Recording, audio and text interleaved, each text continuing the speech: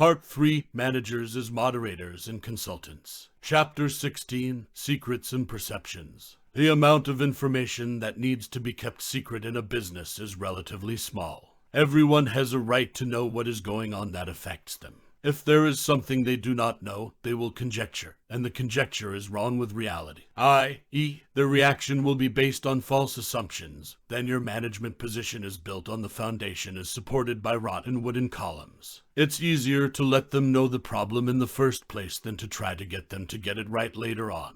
Chapter 17, Your Relationship with the HR Department. Although people who work in HR often think they are experts in recruiting employees, as a manager, you need to respond positively to HR's suggestions. Many companies allow the department manager to participate in the hiring process, or select a suitable candidate from among the candidates selected by the Human Resources Department, as you will be responsible for managing the new employee, and the job is easy. Successful. In many companies, HR is responsible for coaching and training managers. They are also responsible for developing employee support programs, both in terms of promotion and promotion. And HR is also a place for employees to come to discuss issues that they do not want to talk about with their superiors. Being valued in HR is a precious thing, so don't be a stranger in their territory. Chapter 18, Loyalty between individuals to each other and to the organization. It is difficult to organize groups of employees to work together in the company if no one believes or is loyal to anyone. If you have an attitude of distrust, you will become a skeptic. A skeptical manager is a tragedy. You need to have a great deal of confidence not only in the organization, but also in your leadership and subordinates. This means not criticizing your company in the community, not treating the people you manage badly. Disparaging comments will hit you, not the person you want to criticize. Chapter 19, Job Description, Evaluation, and Salary Agreement. The job description usually clearly states the nature of the job, the level of education, expertise, experience required to do the job well, the scope of responsibility for management and supervision. It also specifies short-term and long-term goals, details of working relationships, and to whom to report. The employee may work with his or her supervisor to write this description for consistency and avoid conflicts later on. The management level is the person who knows the job well to evaluate it properly. In each category, there is a sub-score indicating the level of excellence to failure. The evaluation sheet becomes part of the employee's personnel file. It is necessary to openly discuss with employees about their work performance, and at the same time skillfully review the elements in the evaluation sheet to highlight their strengths to promote, and their weaknesses to overcome. Job description, evaluation, and salary management work closely together.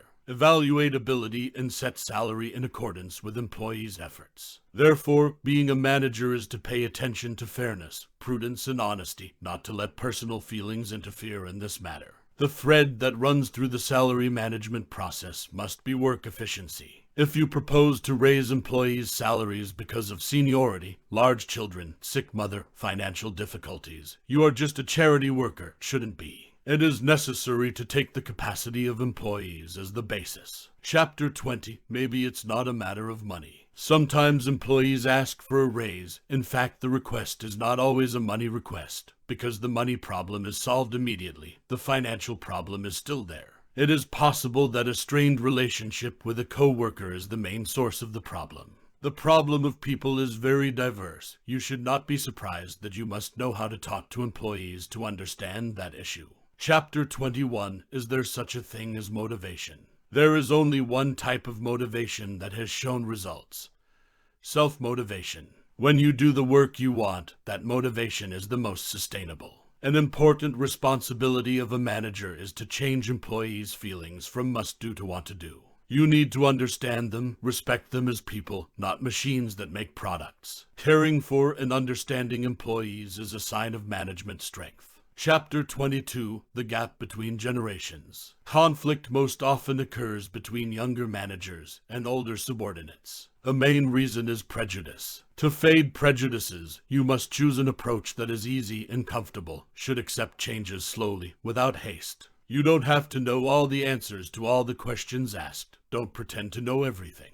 Don't make decisions right away that your task has to decide. Let me think and answer you later. Do you have any suggestions? What do you think we should do? If they suggest something good, you consult it. If not, do it yourself. Decide later. They will see that you are mature, have enough grounds before making a decision, not impulsive. You care about their interests. Everything you do makes a good impression. As a manager, you are a salesperson. Selling to your employees means that they are all lucky to have you. Chapter 23, Help Prepare for the Big Milestone, Retirement. This is not about your own retirement, but about the people under you. Those who can no longer be productive have to retire. People who reach a certain age must retire. In any case, they experience an unpleasant mood. In addition to your corporate responsibilities, your direct management role is also important, because their recollections of the company are strongly influenced by the last year's impression. Although the Human Resources Department is in charge of implementing the company's retirement regimes for employees, you must also master this regime to be ready to advise them, talk, discuss, and listen to their concerns. Employees about their plans for the end of their lives, helping them feel better. On the other hand, you must not forget that you are faced with the problem of shortfall in personnel. The remaining employees should not be forced to take on the work of someone who is about to retire, should prepare to temporarily hire some part-time employees, or have to reallocate responsibilities properly.